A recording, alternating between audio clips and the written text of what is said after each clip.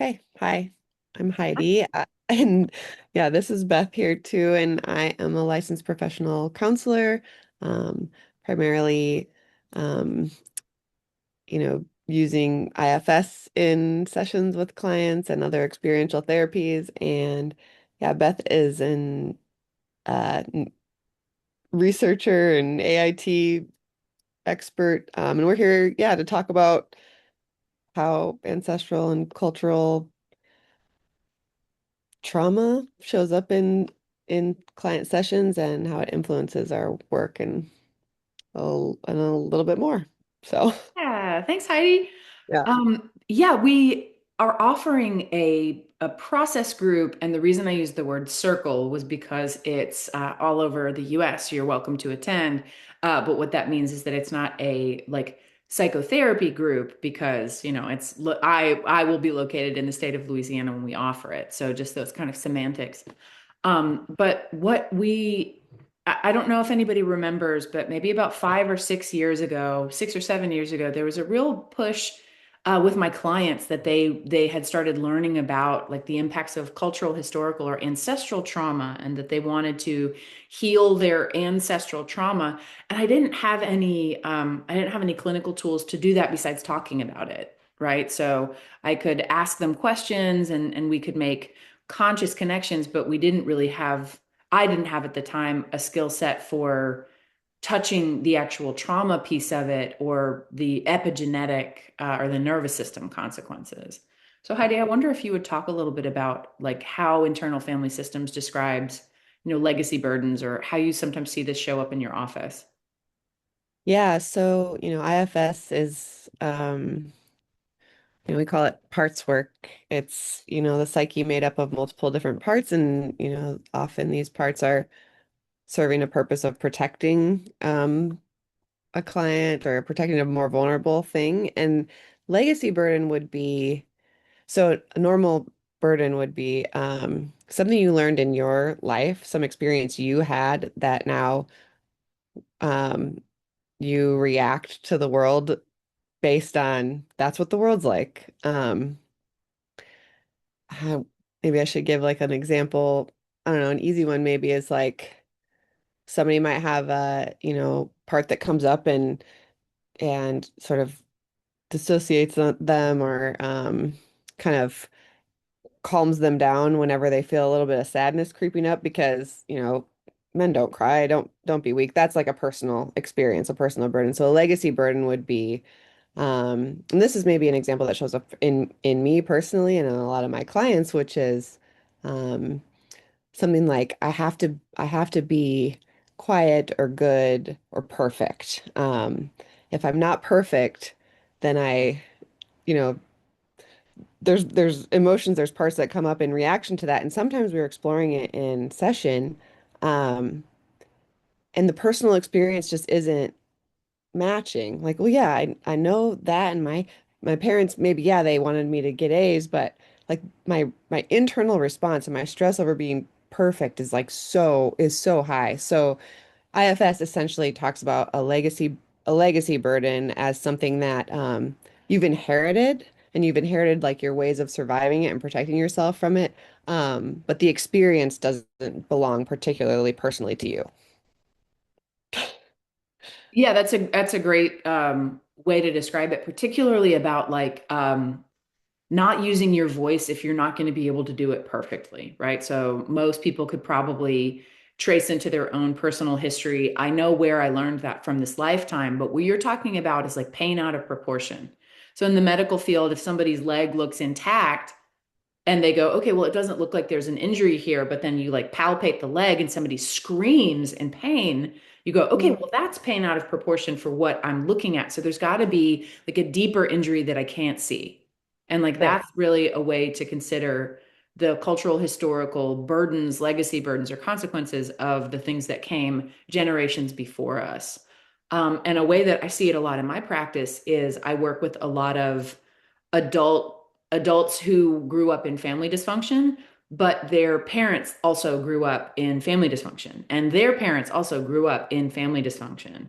Or an easy way to take a look at this is like if you know an older adult who's got a little bit of those like hoarding tendencies, if they had parents who were Depression era babies, that scarcity, the real like physical, emotional, psychological, and traumatic consequences of there being a profound amount of scarcity means that then as adults, they never threw anything away. So then your parents or like those adults learned that keeping everything and holding on to things was like a way to protect yourself from scarcity. So, Right. you might be in the generation where it's like, throw it away, you can buy another one, but your parent or grandparent is like, I can't let this go. And that we would describe this not as like their individual pathology, but just something that's getting passed down from generation to generation. And then at some point, it's not always easy to discern what is culture and what is um, coping strategies around like traumatic patterns. Right.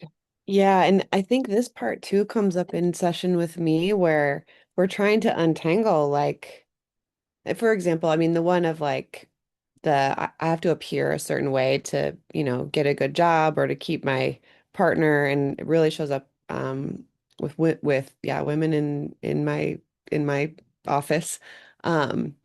And this sense of, I don't, well, if I stop doing it, there will be actual consequences in my life because society, like, look at, like, society is telling me that I have to be a certain way to succeed or be accepted. And so this untangling of like how much of it is still like appropriate protective strategy response and how much of it is um yeah, like I have to do this or I'll actually die. And I think that's kind of what comes up when we do legacy burdens and ancestral stuff with my work is like the inner response is like, oh yeah, if my grandmother hadn't done that or great grandmother hadn't done that, she wouldn't have gotten a husband, she wouldn't have gotten work, she would not have gotten food, she wouldn't have survived. And so now it's like, yeah, untangling the real societal Well, and if you current go, danger. yeah, if you go a couple of hundred years back, more Yeah. and more and more, it's not just about like wouldn't have gotten a job, wouldn't have been able to thrive. I'm going to posit that you and I both, being of European ancestry, whether or not it happened to someone in our actual family line, someone in our ancestral line watched a public execution. So, control patterns of killing someone who Mhm. broke the rules are all over human history too, right? Yeah. And so, stand out, break the rules, be weird, be aberrant, be different, are ancient control patterns in human history. And Yeah. so, exactly what you're talking about, which is like if I leave my partner, I'll be destitute. And then, we're trying to talk in present day about options, resources, coping strategies, going back to school, costs and benefits of student loans or things like that. But what's in somebody's body is the like visceral nervous system, like truly genetic response of stand up, stand out, and you could get hurt and harmed.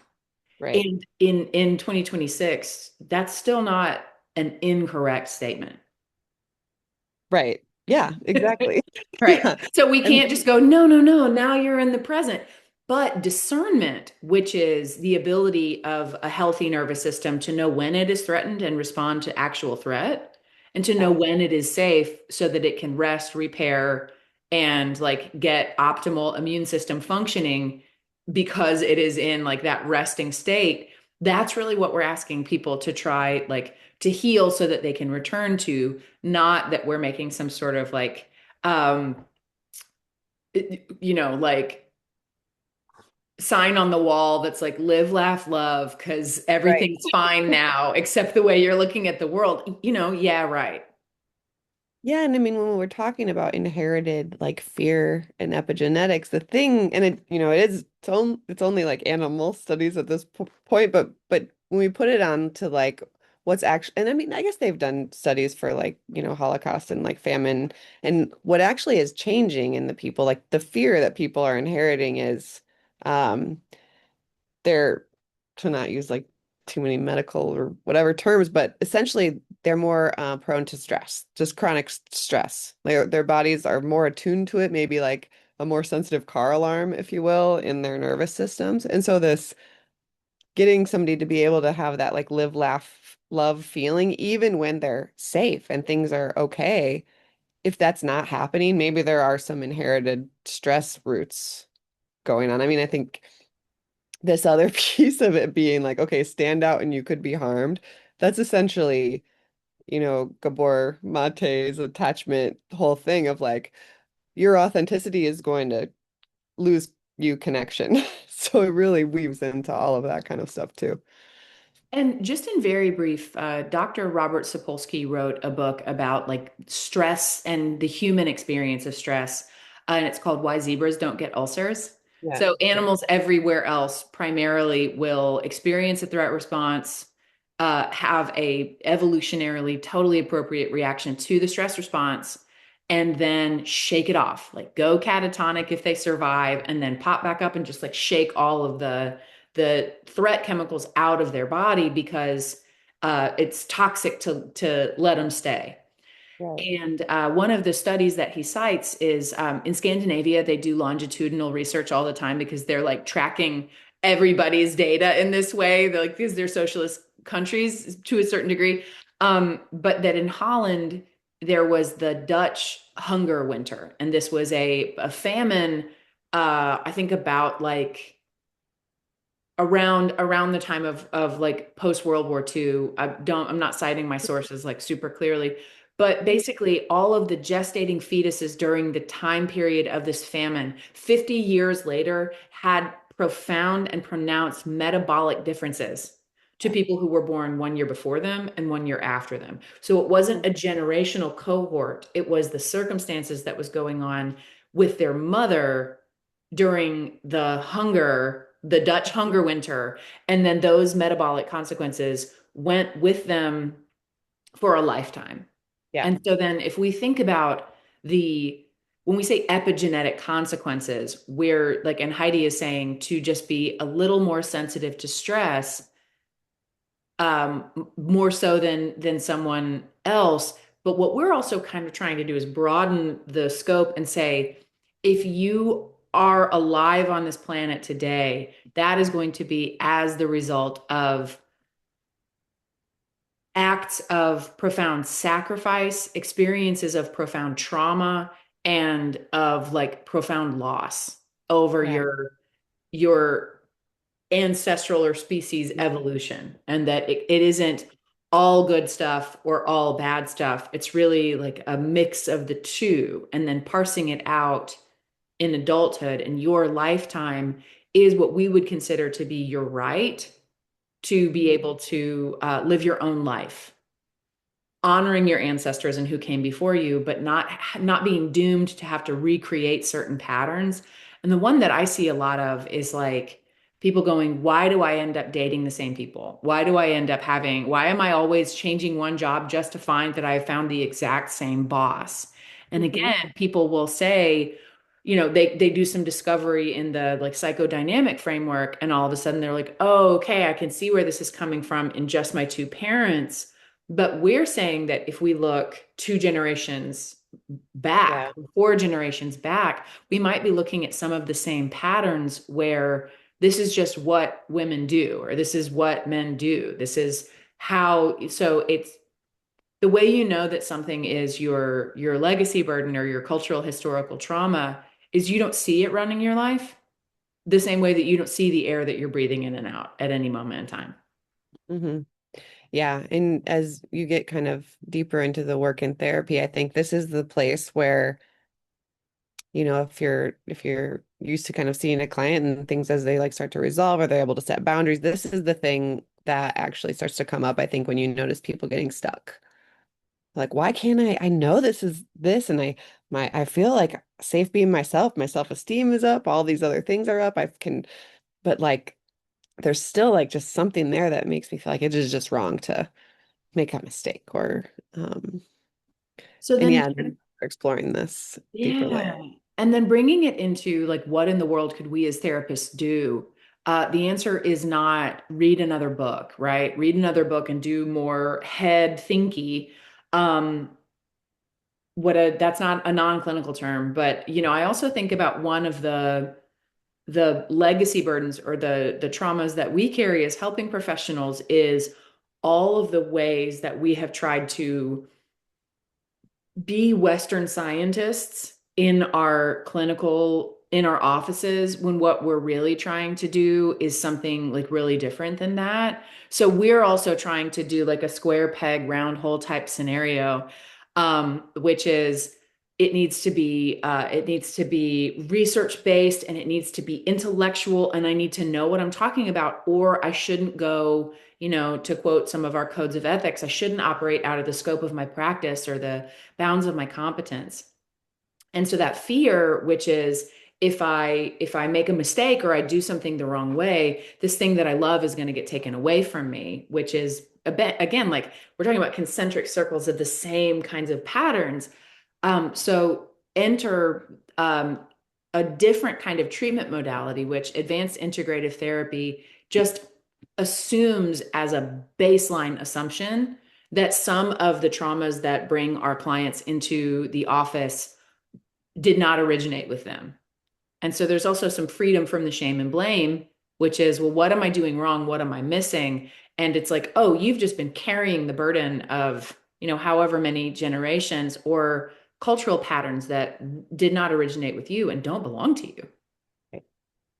Right. And part of the work too, I think that is a beautiful part of it is a lot of these inheritances of trauma and ways of survival, like once you can remove the fear and the stress and the danger from it, they really do come with like beautiful heirlooms. Like so many of my clients have, just like sort of overdeveloped intelligence or really like strong ability to like read a room. And when that's not coupled with fear, it's kind of like a superpower. And really in these like legacy and cultural unburdenings, I think you can connect clients with the the superpower that they did inherit, right? Because we inherit that too. Yeah, the richness, like, or the love, or the beauty of everything that our ancestors may have sacrificed.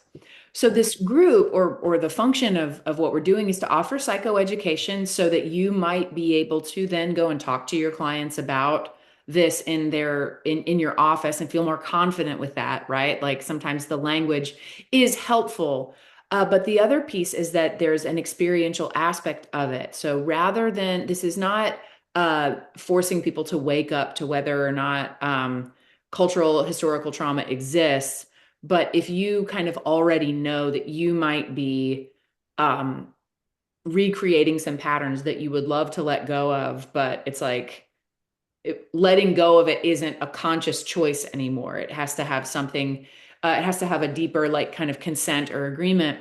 And advanced integrative therapy is also, holding the idea that you can release the nervous system reaction or the traumatic energy by bringing a conscious awareness to what the unconscious is still holding on to for safety.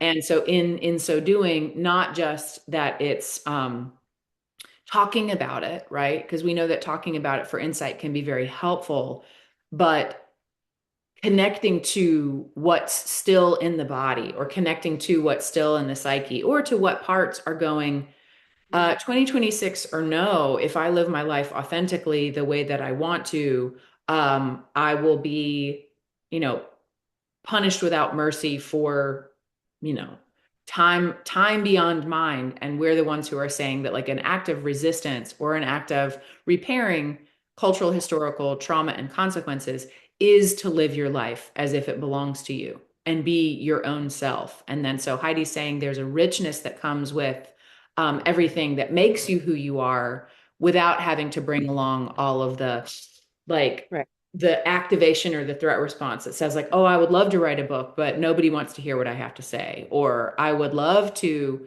have a practice that's about ancestral or generational trauma, but I just don't know enough to do that kind of work. And we're saying find what the blocks are in you, make the connection to the cultural historical trauma in you, then you have a basis of experience for the practice of how you might help someone else do it too.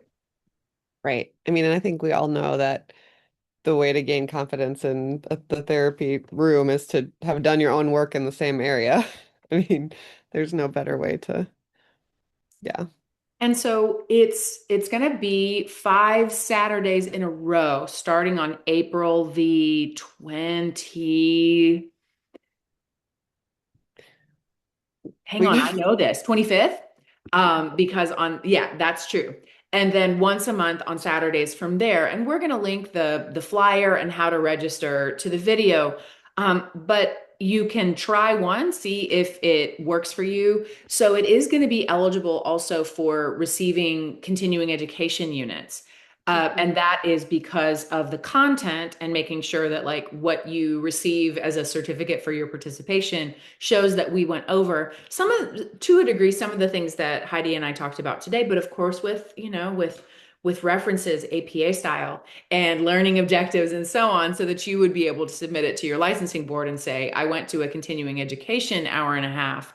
And additionally, I got some process or some experience with the intervention itself or with the practice itself. Because there's a lot out there about moving the somatized consequences of things out of your body.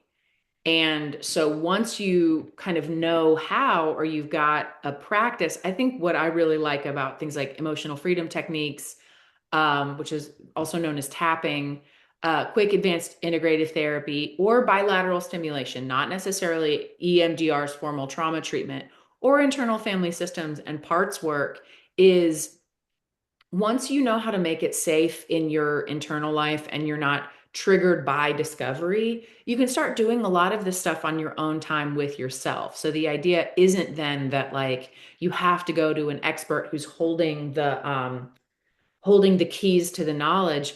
And just like this is also, at least in Europe, a cultural historical trauma pattern as well, which is clergy people and the very rich know how to read, and they hold the knowledge and then decree the knowledge to those people who don't have access. So one of the big things that we, like want to change is that anybody has the ability to be the expert in their own life. And so they wouldn't have to go and defer to or submit to someone else's idea about like how to heal or how to do it right. Yeah. I love that once you're not triggered by discovery, really things start to open and unfold. And I think even just having one experience where you safely go inside and can, yeah, be with the part that's feeling vulnerable or be with the, you know, legacy of trauma in your family, and you're like, oh, actually, it was safe to do that.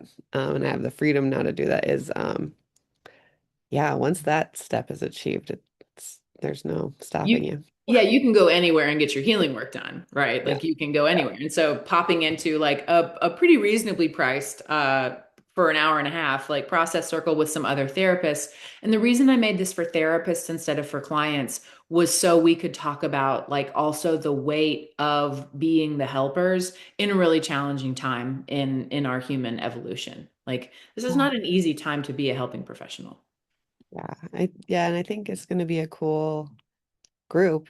People are going to learn things about themselves maybe they did not know before, and in a way that's like safe and gentle. That's what I think AIT really offers that I would other agree with trauma that. therapies don't.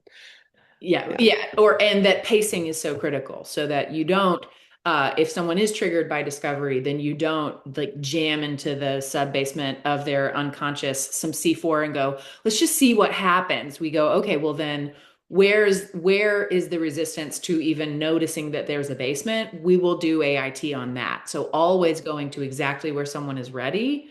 And if you've ever seen anything on my YouTube channel or any of the continuing education presentations I've ever done, AIT is the modality of choice that I use. Heidi's trained in it, and I have begun to conduct research on it because I believe um, its effectiveness for gently, thoroughly treating trauma. And we're just again like if you're in a human body, you are carrying the consequences of cultural, historical, or ancestral trauma. And that's learned experiences, that's like patterns of learning. Because when you were talking about like I can't open my mouth unless I'm going to do it perfect, that's extremely relatable to me. And then AIT is part of what helped me heal that so I could start opening my mouth, and describing myself as an enthusiast instead of an expert was also Mhm. freeing. I'm not an expert. I just am Yeah. excited. So, Yeah. Yeah. room to make mistakes and not have to have all the answers, but that I'm really passionate about what I do. Because the what you when you were talking, I was also thinking about this really funny story I read where this person, like every time they made a ham, like a big like sort of like holiday ham, they always cut the end off, and their partner was like, why do you do that? And they were like, well, because that's what you do. And then one time their mother came over and was like, why are you cutting the end off the ham? And they were like, well, because you cut the end off of the ham and that's what you're supposed to do. And the mom was like, no, the only reason I cut the end off of the ham was because I didn't have a baking dish that was big enough to like put the whole thing in. So I Yeah. didn't, it's not some sort of like cultural practice. It was only just what made sense for me at the time. And now if it's not a requirement that you do it. This isn't the way Right. things are done. Yeah, you can eat the whole thing now. Oh, Just man. these little things where you're like, yeah, that's what you do. That's how an adult would prepare a ham. And it's like, it Yeah. turns out it just made sense to your mom at a time when maybe there wasn't any, like, A she big wasn't going enough. to buy another baking dish. So it was just like, you fit the ham into the baking dish you have. Yeah, that's actually a perfect metaphor for attachment trauma, for cultural legacy That's right. versions, for Yeah, all of it that. made sense at the time, but it may not make sense anymore. And as the consequences or the costs outweigh the benefits, we want to let it go. But some part of us is still going, this is how you live your life. This is what adults do. And then we're the ones who have to go, is that still true? Right. And what How would big is be your pan now? how big is your pan now? What a great way to put it. So you can expect more events coming from Full Circle training over the course of the next like few months. But for now, if you're interested in popping your head into this cultural historical education group, you can just sign up for one, which would be $30. You can do all five, which would be $100, a colossal steal. And that anytime early bird registration all the way up until group number one would be available. So you can register for all five. And all of that information is going to be linked on our website as well as to the video. So please consider if you are a mental health professional or a helping professional, social worker, doctor, nurse, even a graduate student in a clinical internship, consider coming to join us and seeing if there's something you'd get out of that.